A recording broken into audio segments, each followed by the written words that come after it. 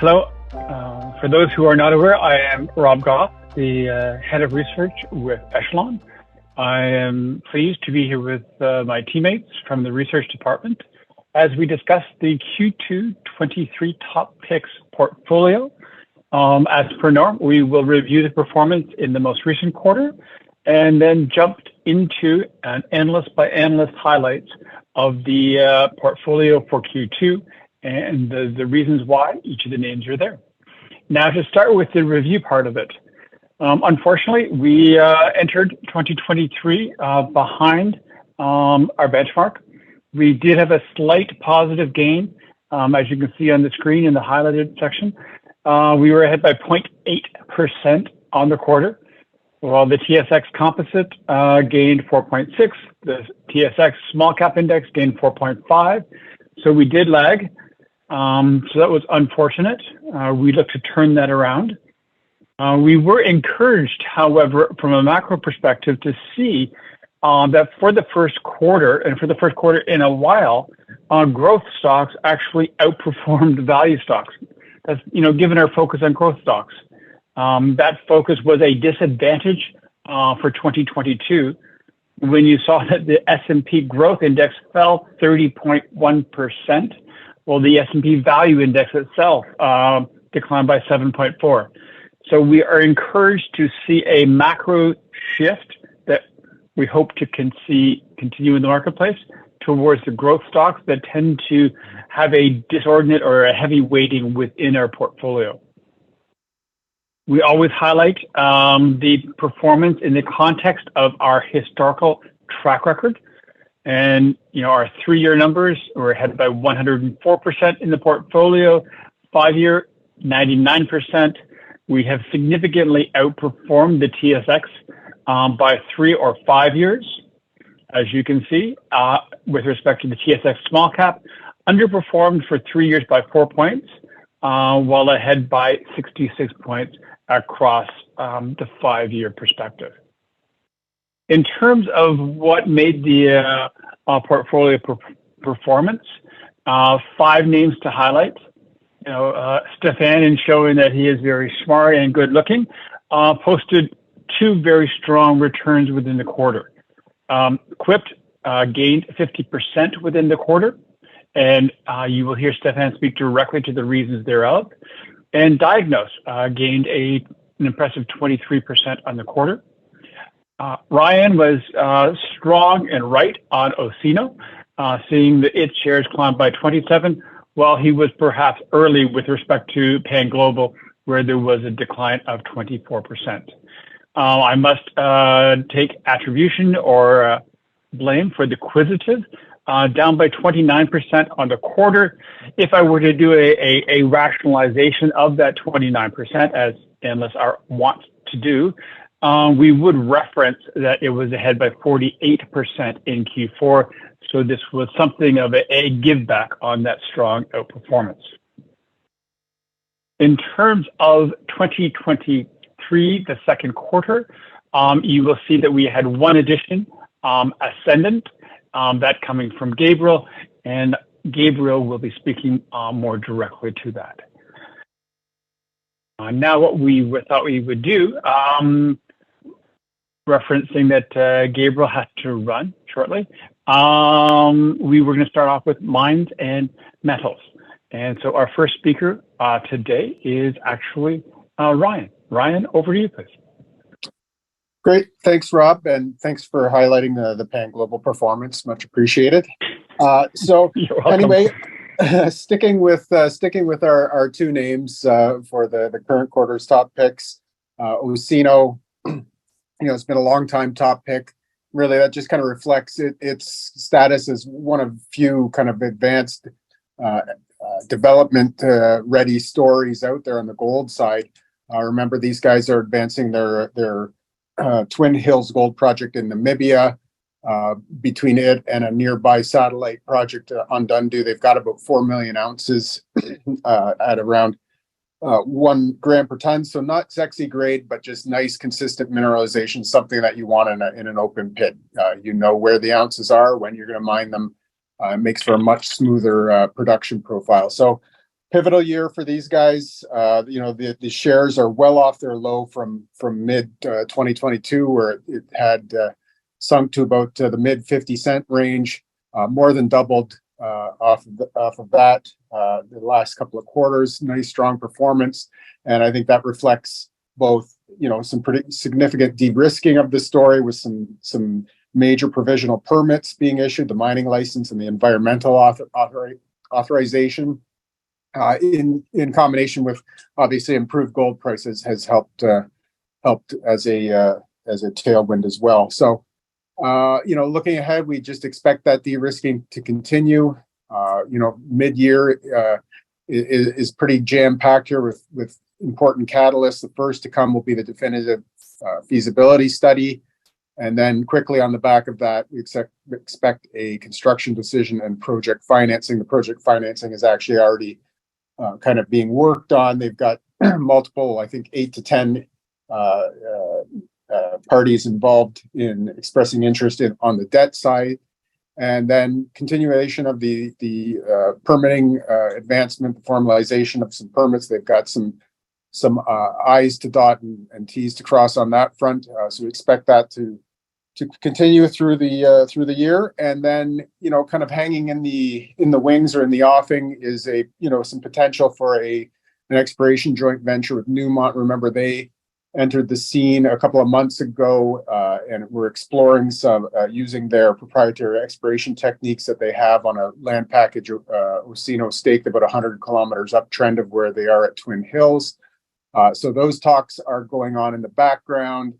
Osino was kind of unhappy with the first offer from Newmont, so that again, that's running in the background, and that can prove as a kind of a surprise catalyst. So that's really the story in a nutshell.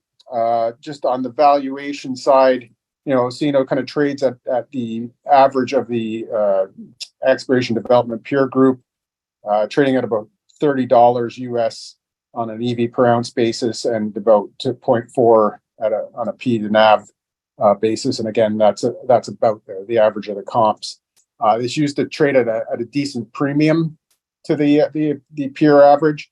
And I think part of the issue is, I don't think the market is really giving them credit for nearly 1 million ounces at the Undundu project, which is, potentially a satellite feed into Twin Hills, but not included in the PEA, the pre-feasibility, or the upcoming feasibility study. So really maybe the market not believing in those ounces as of yet. So work will continue there, and we'll get that advanced into the mine plan at some point. So that is the story on Osino. I think we've got a positive macro environment for gold. Obviously, that'll help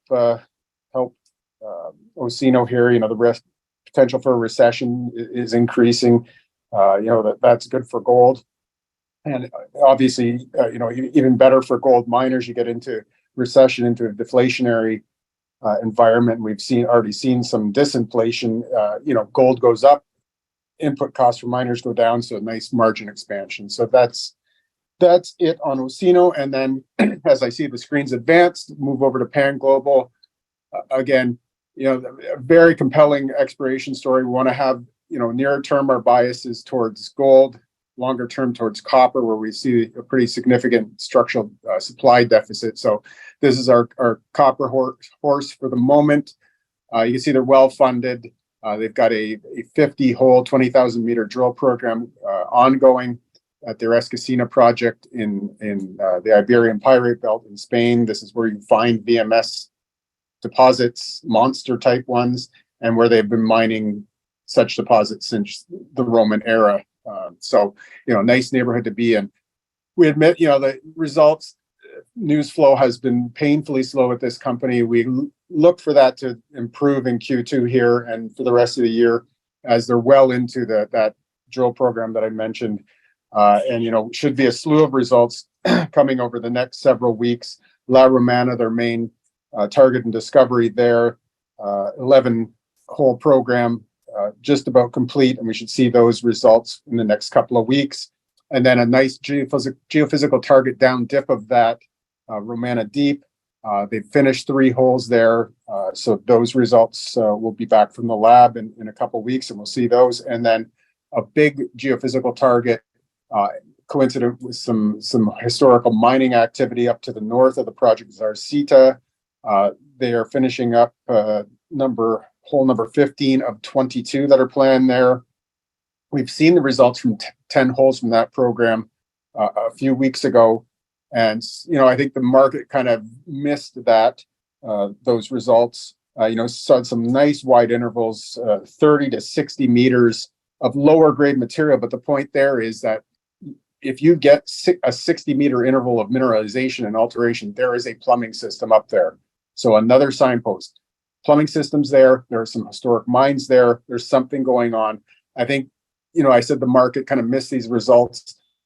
I think, PanGlobal's a bit of a victim of its own success back at the La Romana discovery. The second hole into the target there, the discovery hole, returned some, nice wide interval, almost 21 meters of ore grade material on the second hole. So, 21 meters of 1% copper and 0.11% tin, which doesn't sound high grade, but for tin, it actually is very high grade. So to live up to that kind of result on a first pass drilling up at Zarcita is tough to do. So, we continue to view this one as a very compelling exploration story. And, at La Romana in particular, this is kind of off the shelf. We saw some good metallurgy results last week. This is easy digging, open pit, plain vanilla type operation in mining country in Spain. So continue to like the story and continue to be positive on it despite the recent performance. And we look for that to turn around this quarter and going forward. So that's it for me, and we'll pass the baton on to Gabriel. Thanks very much, Ryan. First, I'll just quickly address the changes from my last quarter's picks. I'm still very positive on SilverX and GoGold, particularly given the strong gold and silver market we're currently in. But whereas the top picks portfolio is very catalyst driven, the principal catalysts I was looking at SilverX for have been delivered, and my rationale for including GoGold last year at a time of depressed gold and silver prices was the defensive position from the cash flow that they generate, though they will also have some very good catalysts this quarter for their Los Ricos North and South projects. On to my top pick for this quarter, Ascendant Resources. The company will be delivering a bankable feasibility study on their Lagoa Salgada polymetallic VMS project this quarter, with which to kick off permitting and construction and eventual financing for the project to be in production sometime by 2025. So I see very good, typically Lassonde curve de-risking and revaluation potential associated with the story. The Lagoa Salgada project already has some very good project economics. It has a PEA with a post-tax IRR of 55%. But what also interests me very much is the potential for the resource to continue growing significantly. As typical of today's giant mines on the Iberian Pyrite Belt, many started with relatively small resources and continued to grow into giants as new VMS lenses were discovered and mining was ongoing. Ascendant has developed its project around two main lenses, but it has now turned to drilling two new targets whose geophysics light up very similarly to their current VMS lenses.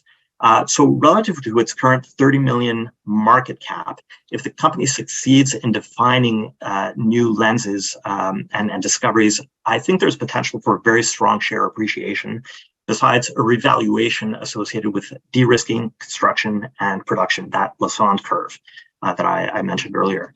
The project benefits from a very strong technical team that has previously put projects into production, including CEO Mark Brennan, who has led multiple producers and developers into production. And Portugal, which may not be very familiar to many, like Spain, which Ryan just mentioned, is very supportive of mining, and Lagoa Salgada in particular has state support through designation of the project as one of national interest, which helps to expedite and de-risk permitting.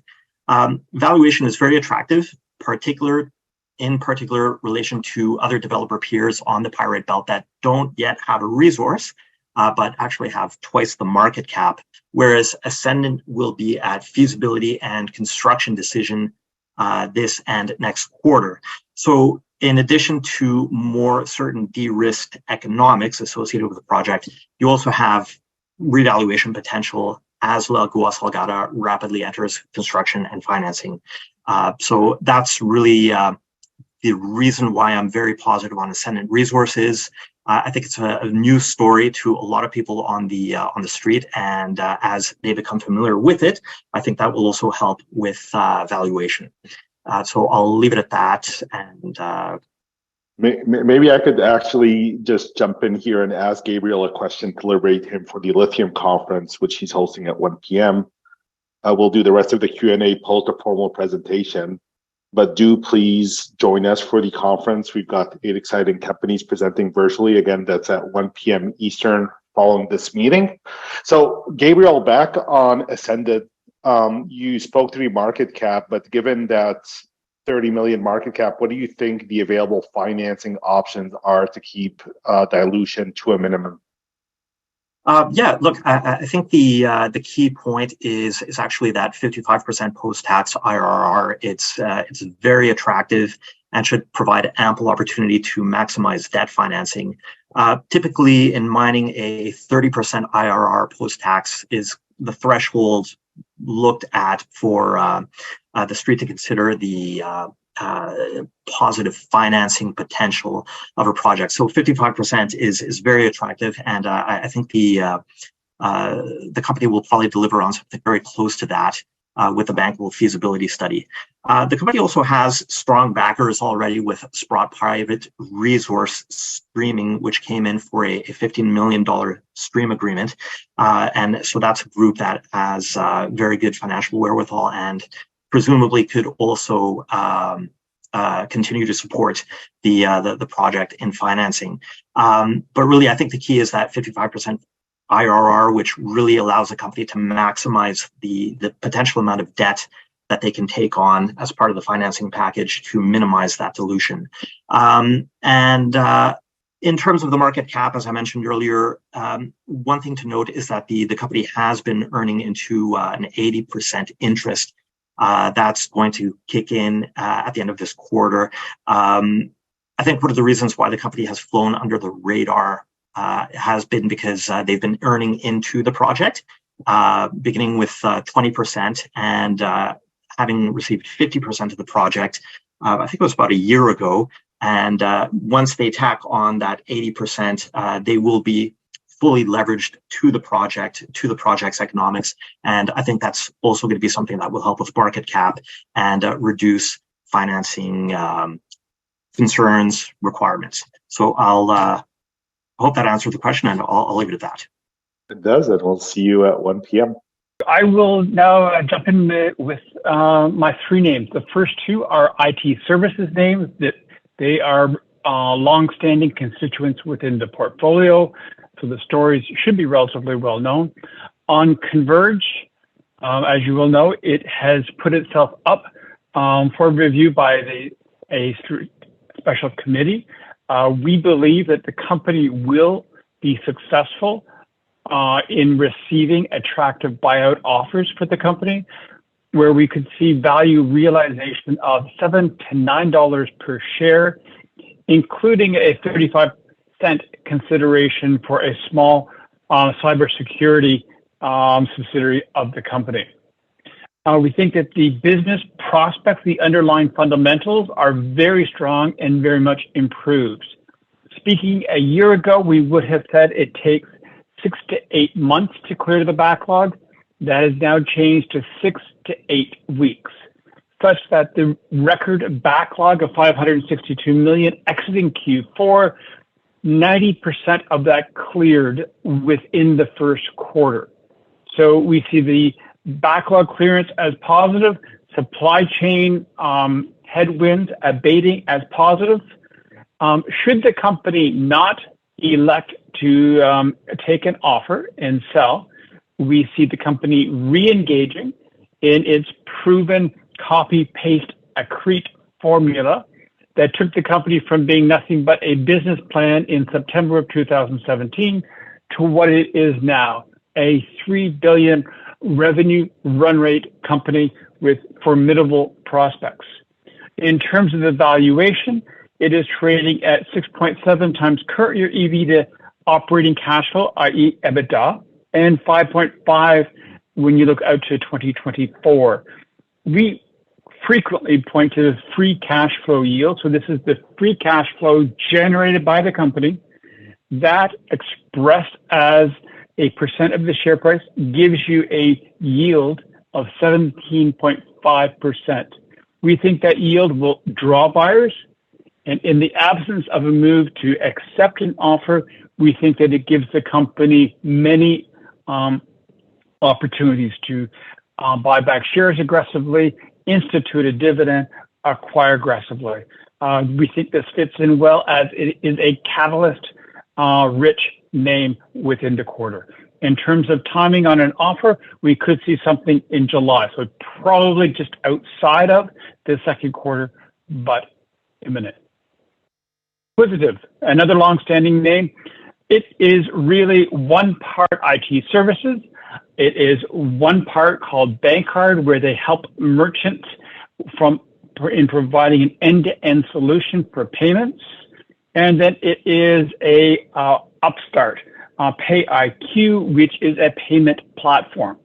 Our pitch here is it is very attractive on an absolute valuation base, a consolidated valuation base, that is, where it is trading at 6.5 times EV to EBITDA, operating cash flow. That is despite incurring a drain associated with its startup.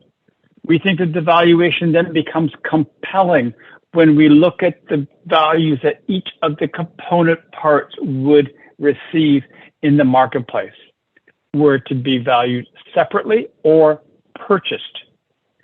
There, we put together a sum of the parts valuation that would exceed $1.55. Within this slide and within our notes, we explain how that $1.55 part by part valuation is actually conservative. Playmaker was returned to the portfolio. For us, we look at it and say, we like the secular positioning of the company. We like online viewing of sports. We like the fact that the company has put together a portfolio of companies over a very short period of less than 24 months, where they now rank amongst the top 7 digital franchises in the Americas. We like the organic growth, where they have exceeded 40% organic growth. We like the inorganic growth, where they acquire and they accrete. They acquire high growth entrepreneurs who want to come onto their platform. Once on the platform, Playmaker's internal capabilities allows them to boost revenues by 20% plus while decreasing costs, while giving them the resources to invest in people and expand more quickly. So very strong management, very attractive position in the marketplace for sports viewing, where sports betting is a consideration from a number of reasons. Number one, the more people bet, the more engaged they are, the more content they want, the more they turn to the sites. Number two, if you go to the site, they will give you a gateway single click to bet. If you do hit that and bet, they will be paid for your bet. So encouraged here by management, by the space. Valuation is attractive, not compelling when you look at it in a static measure, but here we look over the longer term with the expectation that acquisitions will accrete and add significant value. With that, I will hand it over to Emmer. Great, thanks, Rob. We're sticking to our guns with Ready Shred and Calian, so I'll be brief. Again, we're always looking for how much upside we have relative to downside risk.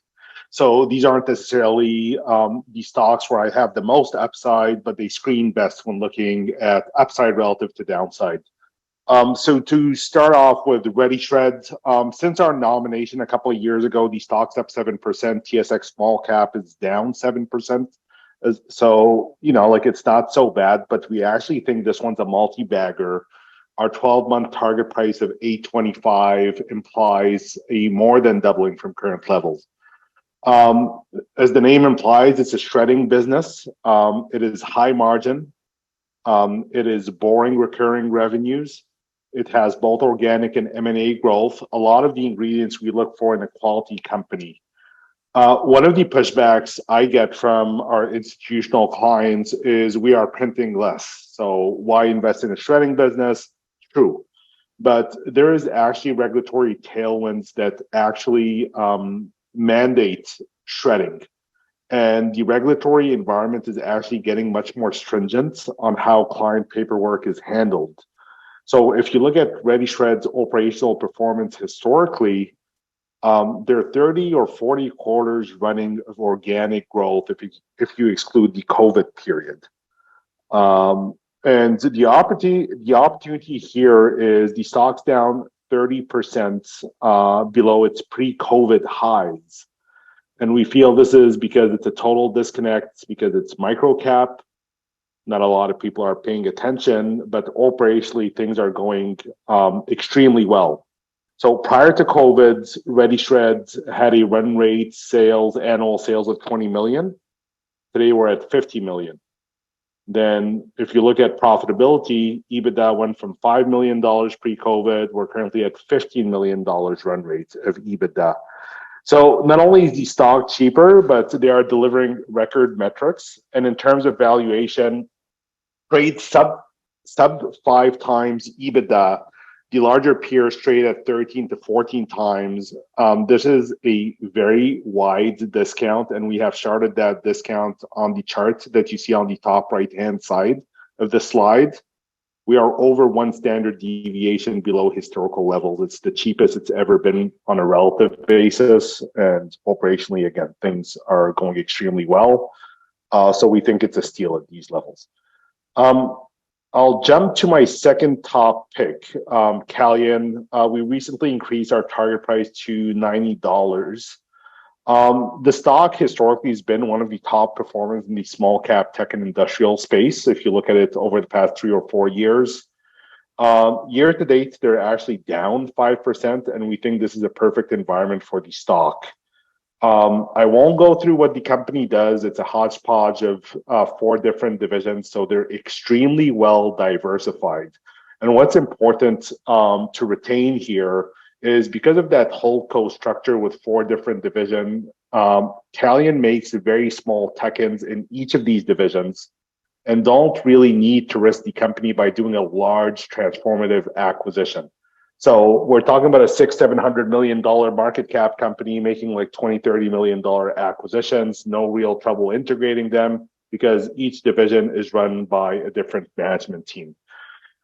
So, like when we're looking at it now, like it's an M&A story. It's a buyer's market in that valuation levels of targets are down a good 50%. And Calian have a good $200 million of liquidity that they could deploy into M&A. So that justifies our continued top pick endorsement. And with that, I'll pass it on to Andrew on cannabis. Great, and thank you very much, Amber. And good afternoon, everyone.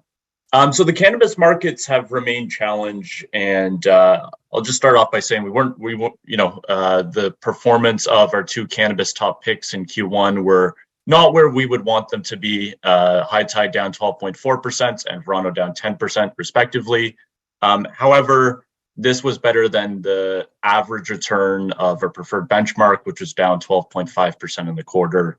And marking our 13th out of 15 quarters of outperformance to this benchmark. So despite challenging capital market conditions, we continue to identify the groups that are on a relative basis outperforming. But we do believe that these companies are now setting up well for strong positive performance in the years ahead. And we'll begin with High Tide, which is Canada's largest cannabis retailer, with 151 stores across the country. The company remains exceptionally well positioned and doing very well in its markets.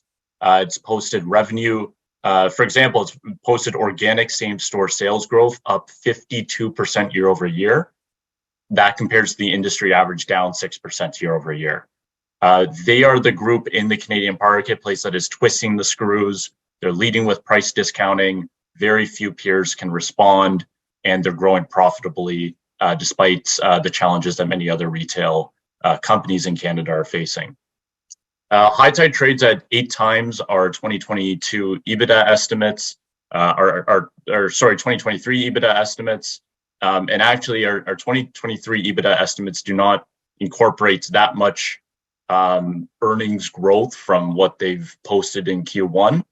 So we do view those as conservative as the company continues to grow at a very rapid pace and is also speaking to margin enhancement opportunities ahead. The focus for the year ahead is going to be on free cash flow and positive free cash flow generation. And so we believe that could be a catalyst and should be a catalyst. We expect the first quarter of positive free cash flow generation to be the next quarter. Management is signaling to closer to the end of the year, but we really do think that the company is on a good pace to prove that its model is cash flow generative, and we should see that come through sooner rather than later. In addition, they've also stated publicly that they are considering expanding their debt facility, which could give them more capacity for M&A, which we would view positively in the challenged market environment. We think it's a good opportunity to roll up peers.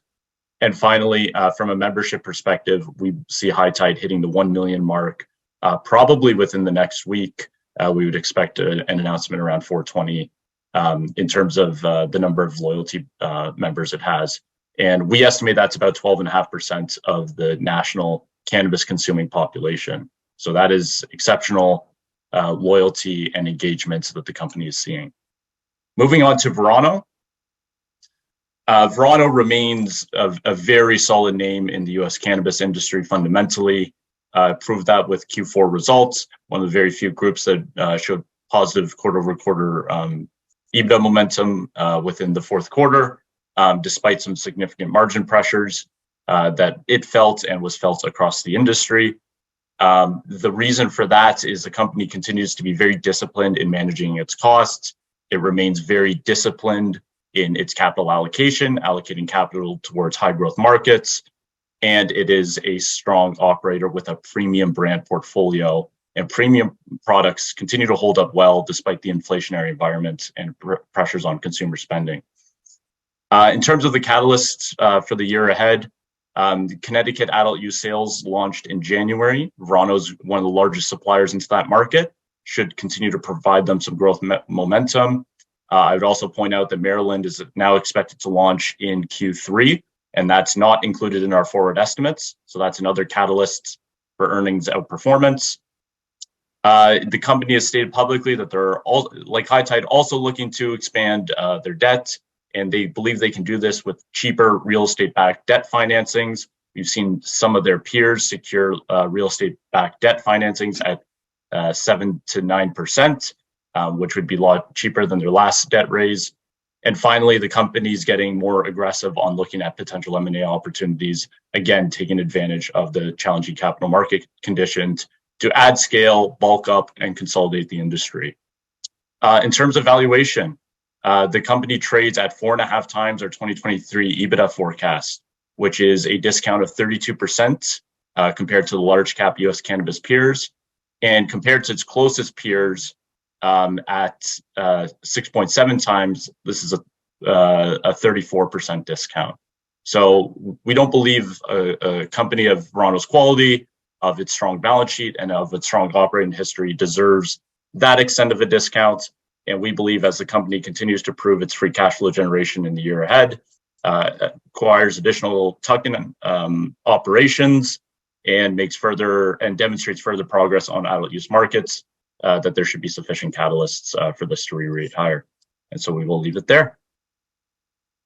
Happy to turn the call over now to Stefan, who's going to go through the healthcare names. Over to you, Stefan. Thank you, Andrew, and good afternoon, everybody. So we're sticking with our same two names, Quip Home Medical and Diagnose. Both did perform quite well last quarter, but we still think there's room for them to run since they both still have attractive valuations and upside from potential catalysts in the next few months. For those of you, I'll start with Quipt. For those of you who don't know the company, they're a US-based distributor of durable medical equipment for at-home care of patients with respiratory problems. So think of things like ventilators for people with COPD and CPAP instruments for people with sleep apnea. The stock was up about 50% last quarter, basically on the back of a nice M&A transaction, their largest deal to date. They bought a company called Great Elm Health, and the market liked what they paid for it and the potential synergies, and that really drove the stock higher. But beyond M&A, the thing we like most are sort of three major drivers for the company. The first is strong demographic tailwinds from an aging population that allows the company to have pretty consistent organic growth in the mid to high single digits. The second is, of course, M&A.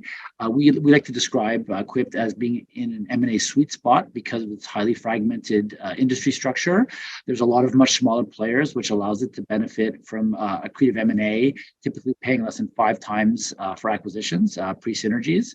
And at the same time, there's a handful of large national players that would, ultimately believe target Quipt as an M&A takeout if their valuation remains attractive, similar to where it is today. And then the final thing is that there's an ongoing shift to at-home care, which of course was accelerated by the COVID pandemic, but we think is going to last far beyond it.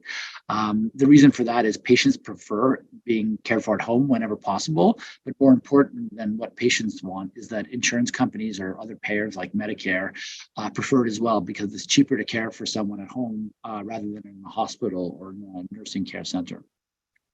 The key catalysts for the company are proof that it will deliver on the synergies from its recent Great Elm Health transaction that we think will allow it to meet our EBITDA margin expectations that will rise from about 21% to about 23% in the back half of the year.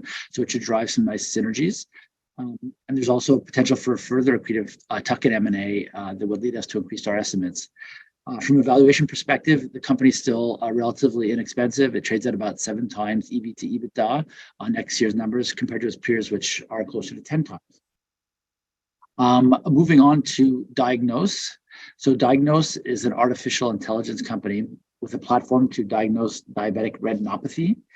Diabetic retinopathy is the leading cause of blindness in adults. It occurs when unhealthy blood sugar levels in diabetics cause blood vessels in the back of the eye to grow retina in the back of the eye, and it leads to vision loss.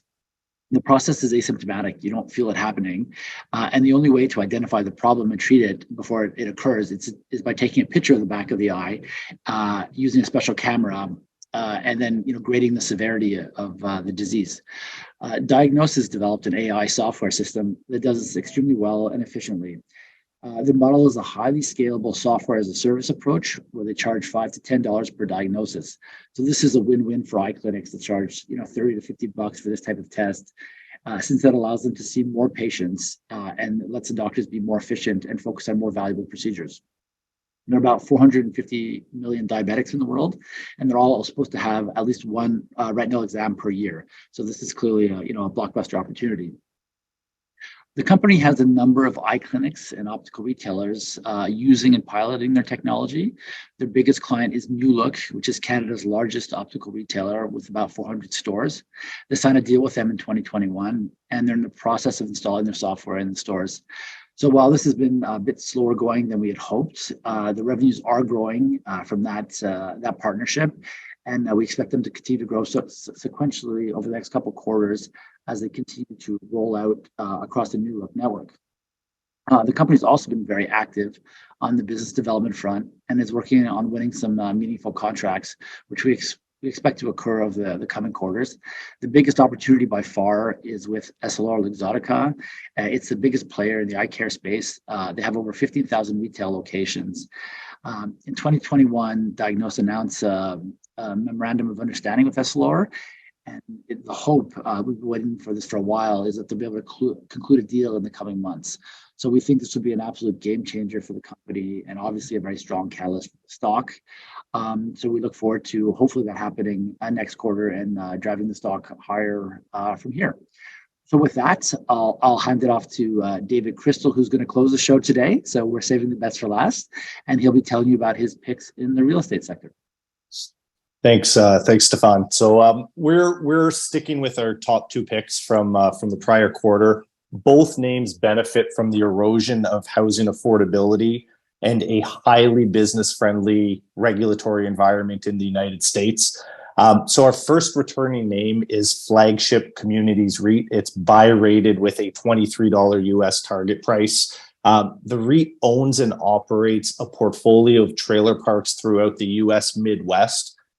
You guys should be familiar, and in the past, we have highlighted the highly defensive characteristics of the broader industry, including positive organic growth throughout all economic conditions, limited capital investment requirements, and minimal variability of operating expenses, as well as the REIT's highly defensive balance sheet. None of these factors have changed, but we do want to provide some highlights of a recent property tour we were on earlier this week alongside management. Gave us additional insight into the REIT's strategy and further comfort with our bullish view. So first off, we were able to see clear evidence throughout their properties of management's value add approach. This includes buying undermanaged assets, improving tenant quality, occupancy, and margins through intensive property and asset management initiatives. Second, we gained insight into the depth of management's relationships with suppliers, regulators, and legislators across their core markets, including an ability to source homes despite shortages that have been faced in the past by their peers, and to drive occupancy with their home marketing and sales business, which is carried on in a related party sidecar. And it is really part of the secret sauce of driving occupancy and driving that value add. And thirdly, we saw competing product that highlighted the operational outperformance of the REIT's assets relative to some of their nearby peers. We think ultimately the relative underperformance of some of the peers, in some cases directly competing product, will result in attractive acquisition opportunities for the REIT in coming months. And they're definitely positioning themselves to take advantage of some of the peers who have either got extended balance sheets or upcoming debt maturities, which are going to come due at significantly higher rates than is currently in place. And finally, the REIT continues to trade at a steep discount to the larger US peers at a 26% NAV discount and 14 times forward cash flow, with the peer group trading at a 6% NAV discount and 21 times forward cash flow. So we continue to like the name for its highly defensive, predictable, and growing stream of cash flows and attractive relative valuation versus the US peer group. Turning to BSR REIT, buy rated with a $21 US price target. Again, you're familiar with the name. BSR owns a portfolio of high-quality garden-style apartment properties in the Sun Belt, concentrated in Texas. After a big unit price run-up on exceptionally strong market rent growth in 2021, the REIT gave back much of the gains in 2022 on declining market rent in the second half of the year. What we've seen over the past couple of months is a seasonal rebound in market rents, a return to positive month-over-month growth. And while we definitely do not expect to see a repeat of 2021's rent growth, we do expect that 23 will see a return to more typical market rent dynamics in line with what our expectations of the Texas market would be. We see two main drivers of rent growth in the REIT's core Texas markets in the year ahead. First off, we've seen a return of outsized population growth in Texas. The state added nearly 500,000 residents in 2022, or grew at 1.6%. That's 4 times the rate of the national population increase for the whole US. And it's the highest level that Texas has seen since 2016. It's generating growth from interstate migration, international migration, as well as organic growth. Secondly, the concerns around new supply are abating. We saw supply peak in 2022, and while there is a backlog under construction still to be delivered, given higher land costs, hard construction costs, and interest expense, we expect that the number of new projects will continue to be limited going forward. And we will see that increase in demand work its way through that decline in supply, which should really drive market rents going forward. So we continue to like the REIT's organic growth outlook, and it also screens well in terms of valuation versus the peer group at 14 times forward FFO versus 16 for the US peers, and a 37% discount versus a 20% discount for the US peer group. And with that, I'll turn it back to Rob and Amber to wrap it up. Thanks, David. We'll actually do like Q&A. Rob and I will ask a few questions, but this is an open line. Please feel free to jump in with any questions you may have. So let's start with Ryan to liberate him as well for the conference starting at 1. Ryan, any potential for a massive capex blowout in the feasibility study at Osino's Twin Hill project? Yeah, good question. I don't think so. I think they had a mini blowout back in September when they put out the pre-feasibility number. So that's still relatively fresh. That was about 25% higher than previous guidance. So the current number is US $375 million. And then since then we've seen some disinflation on the macro level, and then they came out and updated and said they plan to take some items off balance sheet, like a planned solar power installation that they're planning there, and doing some optimization of the infrastructure layout, and then reducing some, or at least putting out or extending out some waste rock pre-stripping there. So that'll all help the cause, and there might even be some potential, like I said, with that disinflation, maybe some potential for some capex savings. So maybe I think if they stay pat at that 375 number, that's probably received very well, and it could maybe even come in a little bit less, but I don't think we'll see a massive blowout. No. Fantastic. Maybe back to David. Wondering, how would a prolonged higher interest rate environment impact your top picks? Thanks for that. Our view really is assuming that rates remain high, and that's really predicated on inflation being a little bit more persistent. So rather than making a call on a return to lower rates, or the Fed and the Bank of Canada winning the inflationary fight, we're projecting forward that rates today will be rates tomorrow. And so in that environment, the ability of US REITs, which have no rent control legislation in place, their ability to pass on inflationary pressure in the form of immediate rent hikes is a major offset. And then we've talked about the balance sheet strength on Flagship in particular, but we would highlight that on the interest expense line, no debt comes due for 5 years, and the average remaining term of debt is nearly 12 years. So the actual interest expense risk is minimal as well. Fantastic. Maybe one for you, Rob, on Converge. What sort of pushback do you get from institutional accounts? Thank you. Probably the biggest pushback here is, will there be buyers? Will there be interest? And what we do point to there is the US IT services index is ahead by 6% year to date. The European index is ahead by 10% year to date. So they do have currency.